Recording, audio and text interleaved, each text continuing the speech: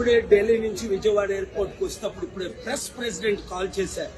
ప్రవీణ్ పగడ విజయవాడ నుంచి వస్తుండగా by road Kovvur దాటిన తరువాత ఆయన్ని చంపేసి యాక్సిడెంట్ గా సృష్టించారని వింటున్నాను.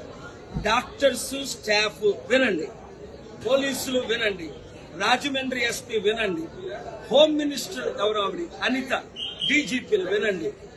ఇన్వెస్టిగేషన్ సరిగ్గా చేసి న్యాయాన్ని ఇమీడియట్ గా జరిగించకపోతే తగిన చర్యలు తీసుకోవడం జరుగుతుంది.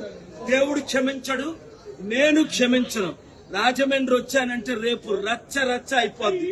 ఇమీడియట్ గా ఎఫ్ఐఆర్ ఫైల్ చేయండి, ప్రాపర్ ఇన్వెస్టిగేషన్ చేయించండి, వెంటనే చర్యలు తీసుకోండి. చంద్రబాబు నాయుడు గారు మీరు పర్సనల్ గా ఇన్స్ట్రక్షన్స్ ఇవ్వండి.